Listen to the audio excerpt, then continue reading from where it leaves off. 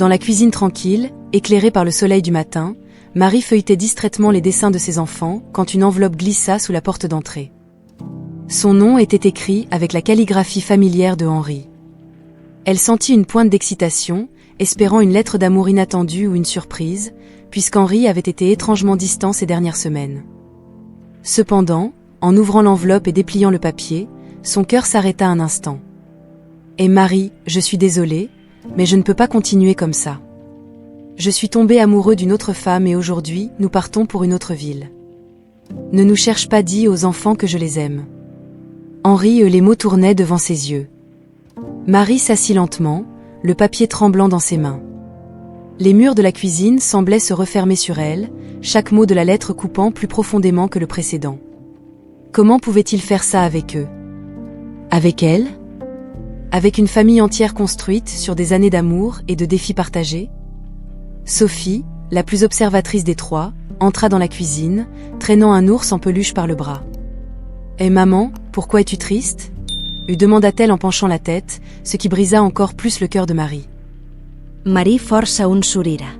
« Ça va, ma chérie, juste un peu fatiguée » mentit-elle, cachant rapidement la lettre. « Et on va faire ton petit déjeuner, d'accord ?»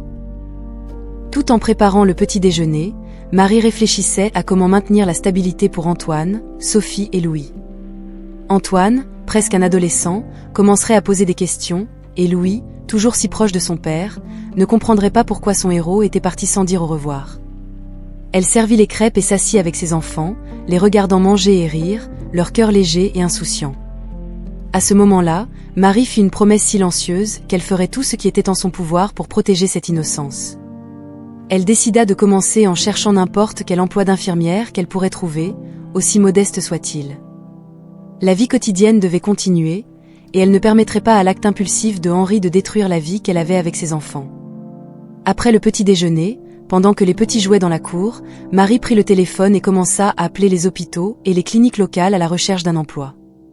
Chaque appel semblait plus décourageant que le précédent, mais elle savait qu'elle ne pouvait pas abandonner. Marie était déterminée à reconstruire et à maintenir la vie de ses enfants aussi normale que possible, même si son monde était retourné sens dessus dessous. Les jours qui ont suivi le départ inattendu de Henri ont été une lutte constante pour Marie. Les matinées commençaient tôt, avec le son du réveil la tirant du peu de paix qu'elle trouvait dans les bras du sommeil. Avec les enfants encore endormis, elle se préparait pour une autre journée de recherche inlassable d'emploi. Avant de partir, elle préparait le petit déjeuner des petits et laissait des instructions claires pour Antoine, qui avait pris à contre-séhur le rôle de gardien pendant son absence. Marie fouillait les annonces d'emploi dans les journaux, visitait les cliniques et les hôpitaux et distribuait son CV, qui, bien qu'un peu dépassé, mettait en avant une carrière infirmière riche en expérience et dévouement. Cependant, la réponse qu'elle recevait souvent était décourageante. « Nous recherchons quelqu'un avec une expérience récente, disait-il, ou notre processus de recrutement est gelé pour le moment en raison de coupes budgétaires. » Chaque refus était un coup, mais elle encaissait le choc et continuait. Nomme après-midi particulièrement difficile, après une longue série d'entretiens infructueux, Marie s'arrêta dans un parc proche pour se reposer un peu avant de rentrer chez elle. Alors qu'elle observait les feuilles tomber des arbres, une métaphore de sa vie actuelle, elle réfléchissait à la résilience que la situation exigeait. Elle savait qu'elle ne pouvait pas s'effondrer. Ses enfants comptaient sur elle pour maintenir l'équilibre et la normalité dans leur vie. C'est alors que Marie décida de rendre visite à la clinique locale où elle avait effectué son premier stage en tant qu'infirmière. En entrant, elle fut accueillie avec un mélange de reconnaissance et de nouveauté.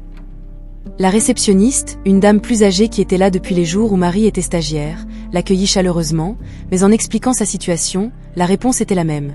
Il n'y avait pas de poste disponible. Cependant, avant de partir, la réceptionniste l'appela à part et chuchota « Ce n'est pas officiel, mais j'ai entendu dire que le docteur Lemaire cherche quelqu'un pour s'occuper de son père la nuit.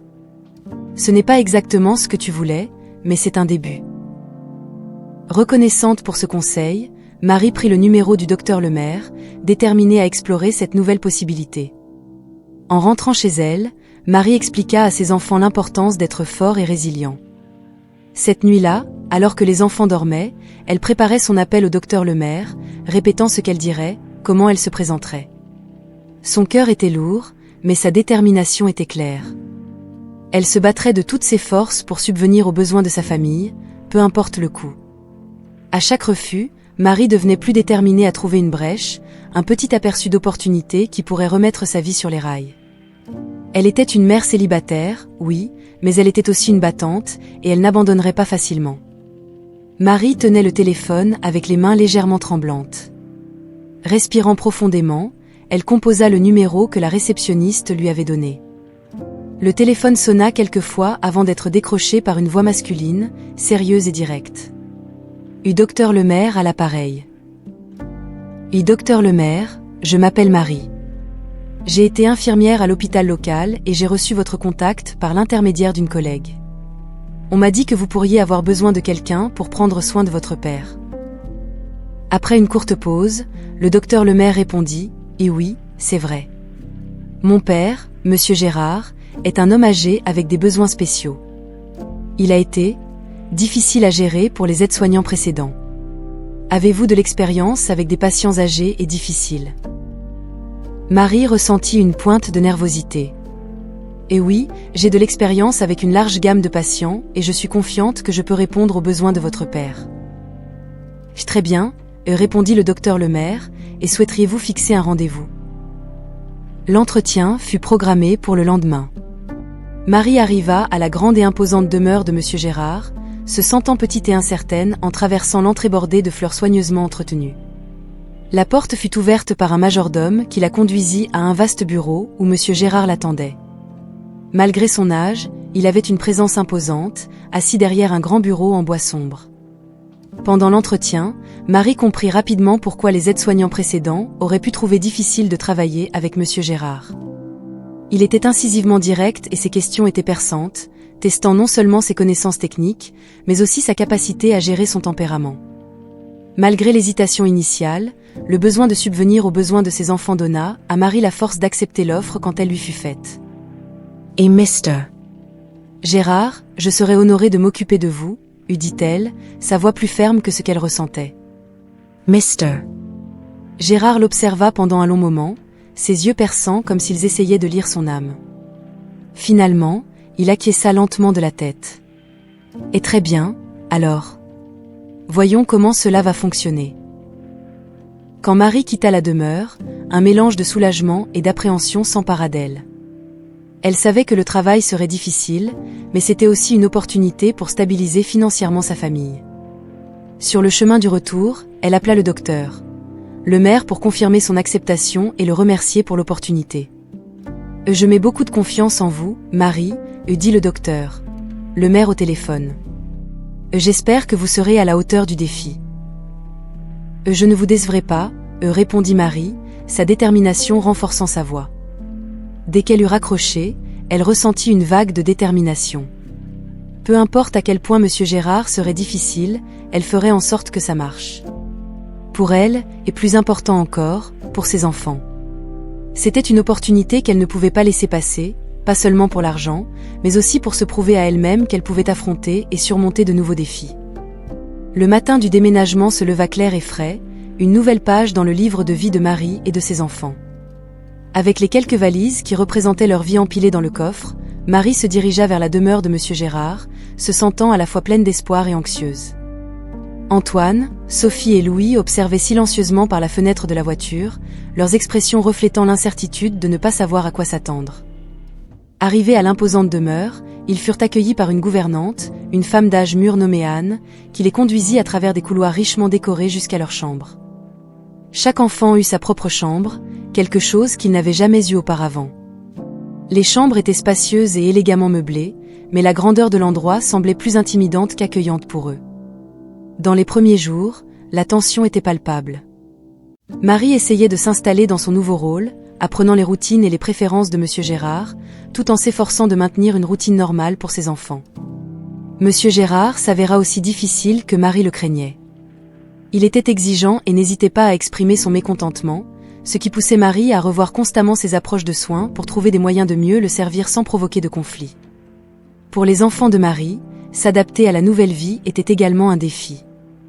Le vaste jardin et les nombreuses pièces de la demeure pourraient sembler un rêve pour n'importe quel enfant, mais l'ordre strict imposé par Anne et l'absence d'amis à proximité laissait Antoine, Sophie et Louis se sentir isolés et un peu perdus. Antoine, en particulier, ressentait le poids de ne pas avoir son père autour de lui et luttait pour trouver sa place dans ce nouveau monde. Marie s'efforçait d'être à la fois la soignante de Monsieur Gérard et la mère aimante qu'elle avait toujours été, mais les longues heures et les exigences émotionnelles de son travail commençaient à peser. Le soir, quand elle pouvait enfin s'asseoir avec ses enfants, elle voyait dans leurs yeux la même fatigue qu'elle ressentait. Cependant, malgré les difficultés, il y avait des moments de légèreté. Un jour, alors qu'ils exploraient le jardin, Louis découvrit un petit étang avec des poissons rouges. Son enthousiasme à nourrir les poissons, tandis qu'Anne observait avec un sourire prudent, fut un rappel pour Marie que, même dans les situations les plus intimidantes, il y avait des moments de joie et d'émerveillement. Marie savait que la clé pour survivre et prospérer dans cette nouvelle réalité serait de trouver un équilibre entre répondre aux attentes de Monsieur Gérard et maintenir l'unité et le bonheur de sa famille. Elle passait ses nuits à planifier des activités à faire avec les enfants le week-end et à réfléchir à des moyens d'adoucir le tempérament de Monsieur Gérard pendant la journée. À chaque jour qui passait, Marie apprenait davantage sur la complexité de l'homme qu'elle soignait et sur la manière de façonner cette expérience en quelque chose de positif pour eux tous. Les premières semaines dans la demeure de Monsieur Gérard furent éprouvantes pour Marie. Chaque jour apportait de nouveaux tests à sa patience et à ses compétences. Monsieur Gérard était méticuleux et avait des attentes rigoureuses sur la façon dont les choses devaient être faites, depuis l'organisation de ses médicaments jusqu'à l'heure exacte de ses promenades dans les jardins. Déterminée à ne pas se laisser abattre, Marie prenait des notes méticuleuses sur les préférences et les routines de Monsieur Gérard, ajustant ses soins pour mieux s'adapter à son tempérament. Elle commença à anticiper quand il serait le plus irritable, généralement tôt le matin, et apprit à l'approcher de manière plus douce et moins directe à ces moments-là. Un jour, après le petit déjeuner, Monsieur Gérard était particulièrement difficile, se plaignant du goût du thé. Au lieu de simplement changer le thé comme elle l'aurait fait auparavant, Marie s'assit à côté de lui et lui demanda quel thé il préférait quand il était jeune. Monsieur Gérard, surpris par son approche, adoucit son expression et commença à raconter les thés que sa mère préparait.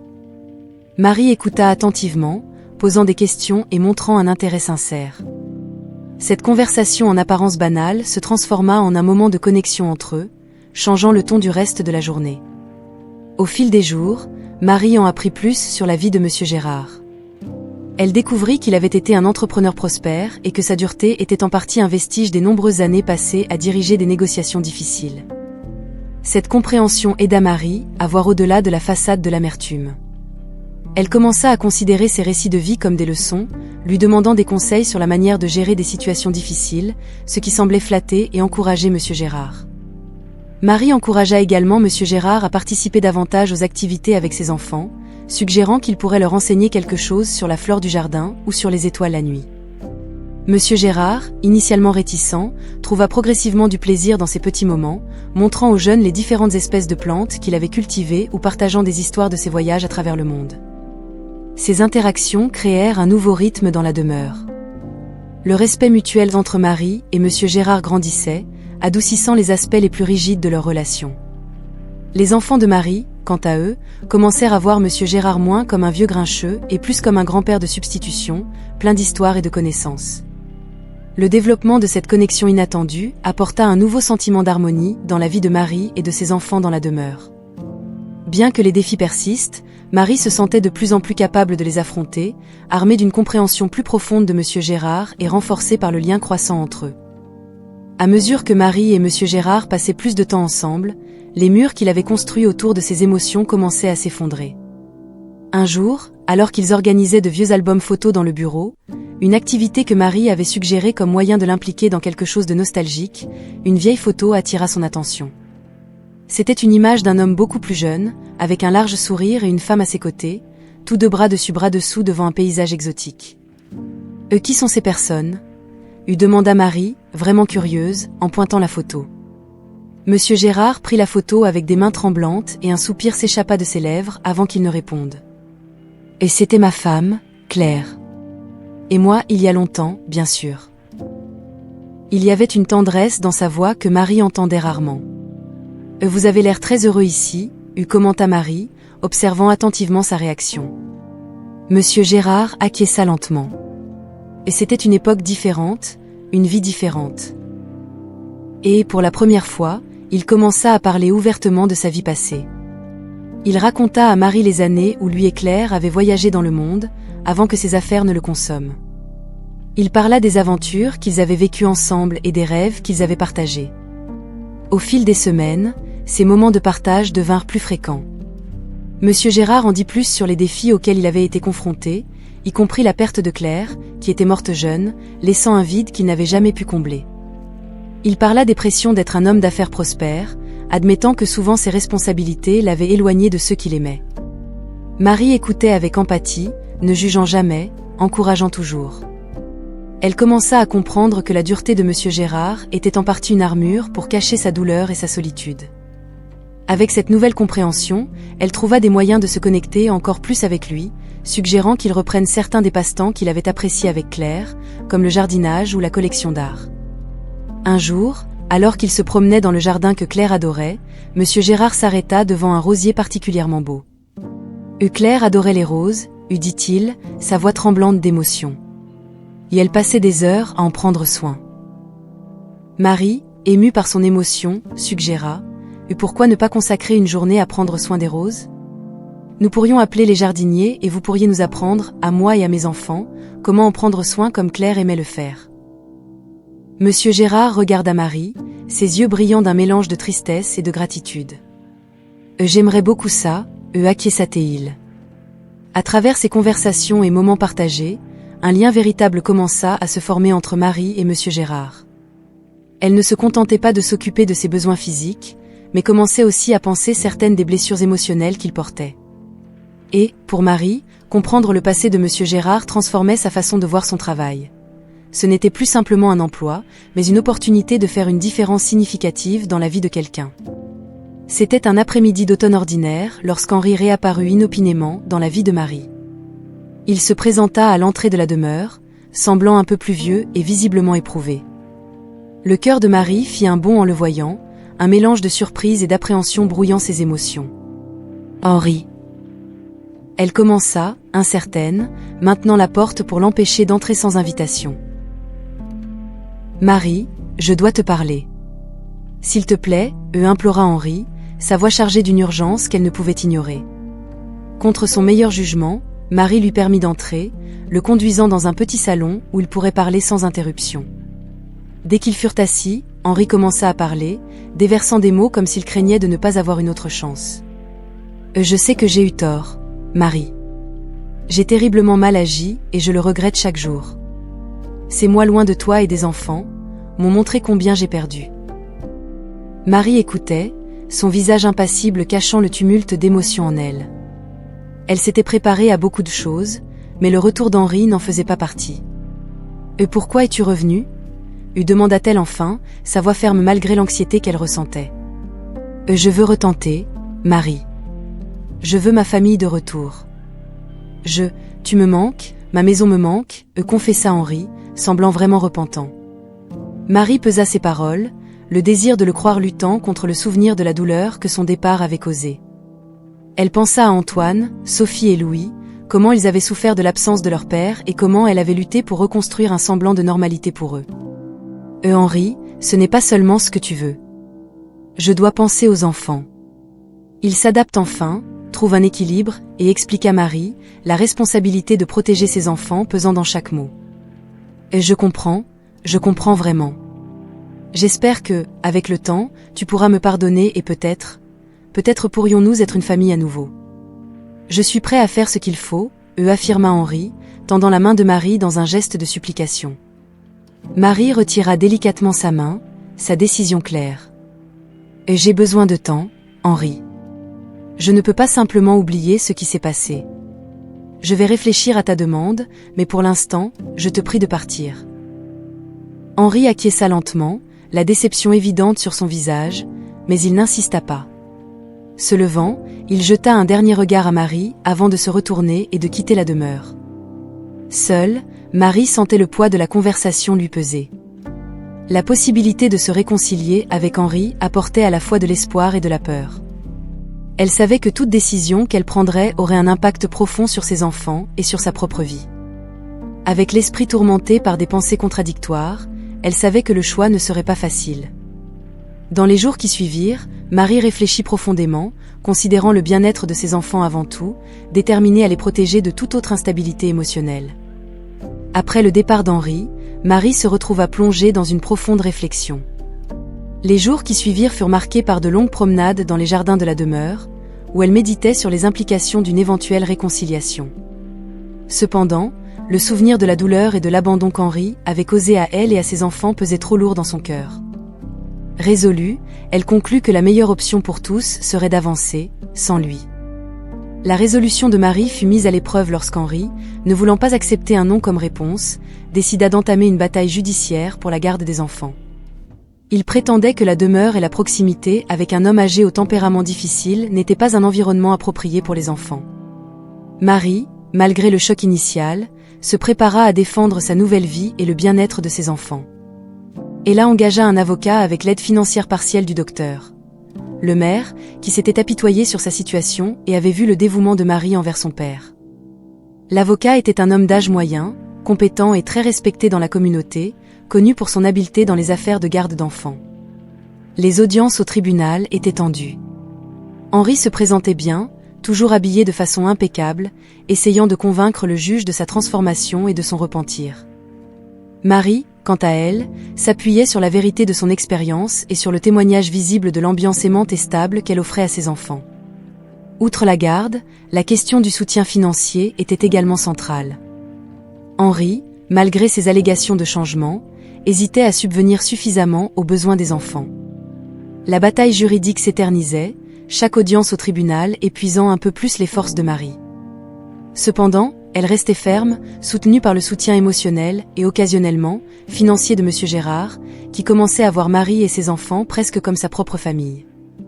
Finalement, le juge décida en faveur de Marie, citant le manque de preuves convaincantes que le retour d'Henri dans la vie des enfants serait bénéfique pour eux à long terme.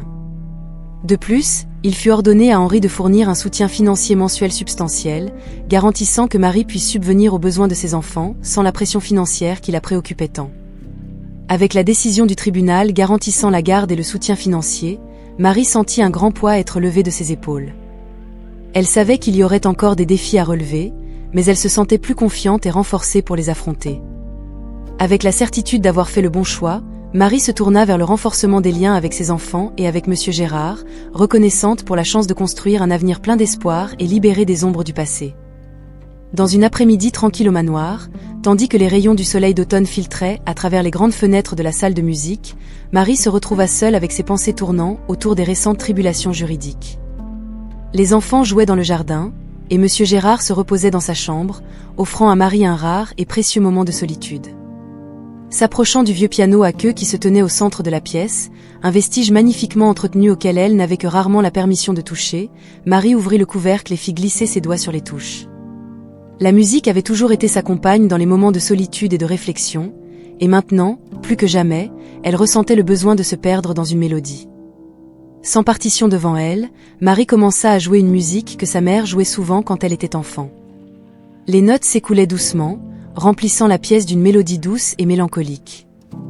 La musique, bien que simple, possédait une qualité émotionnelle profonde, presque oubliée, mais maintenant ressuscitée de la mémoire.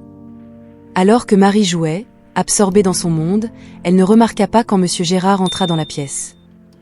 Le son du piano avait attiré son attention, et il s'arrêta à la porte, écoutant.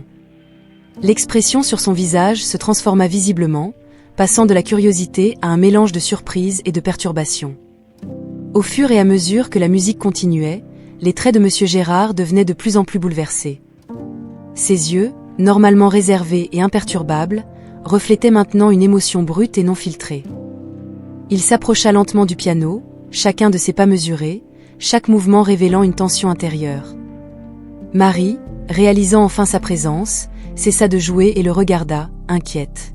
« Monsieur Gérard, ça va ?» demanda-t-elle, sa voix teintée d'inquiétude.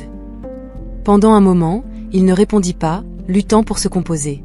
« Cette musique, commença-t-il, sa voix vacillant légèrement, où l'avez-vous apprise ?»« C'était l'une des préférées de ma mère, » et expliqua Marie, toujours confuse de sa réaction. « Et elle avait l'habitude de la jouer pour moi quand j'étais enfant. »« Yeah. » Je ne sais pas d'où elle l'a tirée. Monsieur Gérard avala difficilement sa salive, luttant clairement pour garder son calme. « Et c'est une musique très spéciale pour moi aussi, » lui dit-il enfin, et elle m'a été écrite, il y a de nombreuses années, par quelqu'un de très proche de moi. Je n'aurais jamais imaginé l'entendre à nouveau, surtout ici, de cette manière. Marie le regarda, une compréhension naissante. Les pièces commençaient à s'assembler, révélant des liens du passé qu'elle n'avait jamais imaginés. « Qui vous l'a écrite, monsieur Gérard ?» demanda-t-elle doucement, pressentant que la réponse pourrait révéler plus sur le passé de l'homme énigmatique devant elle. Monsieur Gérard prit une longue inspiration, les yeux perdus dans un passé lointain. Et c'était quelqu'un que j'aimais beaucoup, que j'ai perdu avant d'avoir pu dire tout ce que je devais dire, avoua-t-il, s'asseyant aux côtés de Marie sur le banc du piano. Cette musique est un souvenir de cette personne, de cet amour. La révélation créa un nouveau lien entre Marie et monsieur Gérard, un lien forgé par la musique et le souvenir partagé. La musique avait ouvert une porte sur le passé de Gérard, et maintenant, Marie sentait qu'ils étaient tous deux sur le point de découvrir beaucoup plus l'un sur l'autre que ce qu'ils avaient jamais imaginé. Dans la pénombre du crépuscule qui filtrait par la fenêtre de la salle de musique, Marie et monsieur Gérard restèrent assis au piano, enveloppés dans une atmosphère dense de révélations inattendues. Le silence qui suivit la confession initiale de monsieur Gérard sur la musique était chargé d'émotion et d'attente. Marie, commença monsieur Gérard, sa voix tremblant d'émotion, cette musique m'a été écrite par une femme que j'aimais profondément. Elle est morte très jeune. Il fit une pause, reprenant son souffle comme si les mots étaient des pierres qu'il devait traîner hors de lui. Et elle était enceinte à l'époque, et notre fille a été donnée en adoption. Je n'ai jamais pu la retrouver. Marie sentit l'air lui manquer dans ses poumons. L'histoire résonnait avec une étrange familiarité, évoquant des fragments de conversation qu'elle avait entendus de sa mère sur son propre passé, un passé enveloppé de mystères et de secrets jamais complètement révélés. Et vous dites que je pourrais être ? Et elle ne put terminer sa phrase, le poids de l'implication était trop lourd pour être compris d'un seul coup. Monsieur Gérard hocha lentement la tête, les yeux fixés dans les siens, cherchant un signe de compréhension ou d'acceptation. Je sais que ça semble improbable, Marie. Mais quand je vous ai entendu jouer cette mélodie, une mélodie que seules 2 personnes au monde connaissaient, je n'ai pas pu ignorer la possibilité. Marie sentit son cœur battre irrégulièrement, chaque battement résonnant comme le son du piano dans cette pièce silencieuse. Ma mère n'a jamais beaucoup parlé de mon père ou de comment elle a obtenu cette musique, murmura Marie, perdue dans un océan de pensées, essayant de relier les histoires de sa mère aux révélations de monsieur Gérard.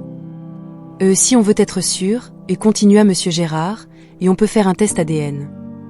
Je ne veux pas te pousser, mais j'ai besoin de savoir, et je crois que toi aussi.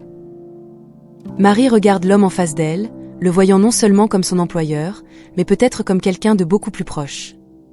La possibilité de découvrir une vérité sur ses origines qui lui a toujours été obscure semble maintenant à la fois terrifiante et nécessaire.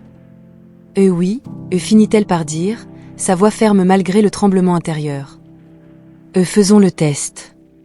On a besoin de savoir. Dans les jours qui suivent, Marie et monsieur Gérard organisent le test ADN avec un sentiment d'urgence mutuelle. Pendant cette période, un lien plus profond commence à se former entre eux, basé sur la perspective d'une parenté partagée et sur les histoires entrelacées de leur vie. Quand ils reçoivent enfin les résultats, ils confirment ce que chacun d'eux soupçonnait déjà. Marie est bel et bien la fille biologique de monsieur Gérard. L'impact de cette vérité est accablant pour Marie. Elle a l'impression que son monde a été à la fois détruit et reconstruit en même temps.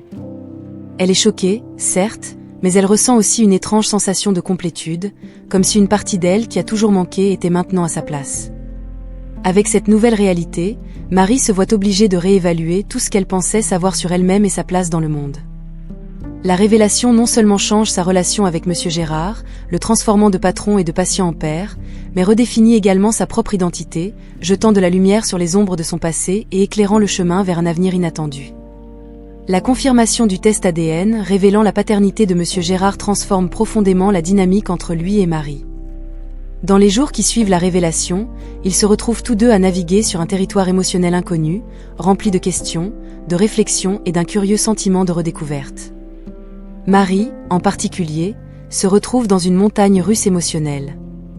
Toute sa vie, elle a ressenti l'absence d'un père, et soudain, elle en a un, et elle vit sous le même toit que lui. Le choc initial laisse place à un mélange de joie et de mélancolie, joie de connaître enfin ses racines et mélancolie du temps perdu. Monsieur Gérard, de son côté, semble également affecté par la nouvelle. Il y a une douceur en lui que Marie n'avait jamais vue auparavant. Il fait des efforts pour se connecter avec elle, non seulement en tant que son soignant, mais aussi en tant que son père. Il commence à partager davantage sur sa vie passée, en particulier sur la mère de Marie, parlant avec une franchise et une vulnérabilité qui sont nouvelles pour eux deux. Je me suis toujours demandé comment elle se porterait, si elle aurait été heureuse, confie M. Gérard à Marie un après-midi, alors qu'ils regardent ensemble de vieilles photos, lui montrant des images de sa mère jeune. Et elle était incroyablement brillante, tu sais ? Elle avait un rire qui pouvait illuminer une pièce entière. Entendre parler de sa mère de la bouche de quelqu'un qu'il avait aimé a été une expérience profondément émouvante pour Marie. Chaque histoire et chaque photo ajoute une couche à l'image de la mère qu'elle ne connaissait que par ses propres souvenirs lointains. Avec le temps, la relation entre Marie et M. Gérard commence à se transformer. Ils établissent une nouvelle routine ensemble, qui comprend des promenades matinales dans les jardins de la maison. Durant ces balades, ils discutaient de tout, des banalités du quotidien aux aspects plus profonds de leur vie passée et de leurs espoirs pour l'avenir. Marie a également encouragé M. Gérard à passer plus de temps avec Antoine, Sophie et Louis, qui ont peu à peu commencé à le considérer comme un grand-père. M. Gérard, malgré sa nature autrefois réservée, s'est révélé être un conteur né, et les enfants étaient enchantés par ses récits sur des lieux lointains et des époques révolues. La demeure, autrefois un lieu de silence et de routine stricte, a commencé à déborder d'une nouvelle énergie. Les rires étaient plus fréquents, et une sensation de chaleur et de connexion imprégnait les vieux murs. Accepter la vérité sur sa paternité et sa famille n'a pas été un processus simple pour Marie ou pour M. Gérard. Cependant, en affrontant ensemble la complexité de cette nouvelle réalité, ils ont trouvé une opportunité non seulement de guérir de vieilles blessures, mais aussi de construire quelque chose de beau et de durable. La révélation, qui aurait pu être une source de tumulte, s'est transformée en un chemin vers la réconciliation et l'amour. Avec l'arrivée de l'été, la vie dans la demeure de M. Gérard était devenue un environnement chaleureux et animé, reflétant la nouvelle union de la famille. Marie, ses enfants et M. Gérard, désormais non seulement comme soignante et patient, ou employés et employeurs, mais comme une véritable famille, se préparaient à célébrer cette nouvelle étape avec un voyage à la plage. C'était en fin de journée lorsqu'ils sont arrivés sur la côte, où le ciel était teinté de nuances d'orange et de pourpre alors que le soleil commençait à se coucher. L'air salé se mêlait aux rires et aux conversations animées alors qu'ils déballaient des paniers de pique-nique et étendaient des serviettes sur le sable encore chaud. Monsieur Gérard, s'appuyant sur un déambulateur, marchait lentement jusqu'au bord de l'eau, regardant l'horizon. Marie se joignit à lui, lui offrant un bras pour le soutenir. À côté d'eux, Antoine, Sophie et Louis couraient et jouaient au bord de l'eau, leurs rires et leurs cris de joie résonnant dans l'air. « Je n'aurais jamais imaginé que nous aurions un moment comme celui-ci », eût dit M. Gérard, sa voix tremblante d'émotion. « Voir ma famille réunie, voir mes petits-enfants grandir sains et heureux, c'est plus que je n'aurais pu demander. » Marie sourit, lui serrant la main. « Vous nous avez donné une nouvelle vie, une famille, répondit-elle. Nous vous avons également donné quelque chose de précieux, une chance de voir l'amour et la vie continuer. » Alors que le soleil se couchait, lançant une lueur dorée sur la mer, ils s'assirent ensemble sur le sable. Chacun se perdait dans ses pensées personnelles, mais unis par un sentiment de gratitude et d'attente pour l'avenir. C'était un moment de tranquillité et de renouveau, symbolisant la clôture des anciens chapitres et la promesse de nouveaux départs. Marie regardait ses enfants jouer et ressentait une paix intérieure profonde. Les difficultés du passé semblaient maintenant lointaines, de petits points dans un vaste océan de possibilités. Elle pensait au chemin qu'ils avaient parcouru pour en arriver là, aux révélations surprenantes et aux défis surmontés. Tout cela les avait façonnés d'une manière qu'ils n'auraient jamais pu prévoir. Alors que la lumière du jour laissait place aux premières étoiles de la nuit, M. Gérard proposa une promenade le long de la plage. Ensemble, ils marchèrent lentement, se soutenant mutuellement, discutant de projets futurs, de l'école des enfants, de petits travaux dans la demeure, et d'excursions dans des endroits que M. Gérard et la mère de Marie avaient aimés. Quand ils décidèrent finalement de rentrer, ils jetèrent un dernier coup d'œil à la mer, son éclat reflétant non seulement le coucher de soleil, mais aussi la lumière d'une famille retrouvée et rajeunie. Le chemin jusqu'à ce moment n'avait pas été facile, mais chaque difficulté surmontée avait renforcé leurs liens, les rendant plus prêts à affronter ensemble ce que l'avenir leur réservait. Avec le bruit des vagues comme musique de fond, ils retournèrent à la demeure, prêts à entamer le prochain chapitre de leur vie, rempli d'amour et de possibilités infinies.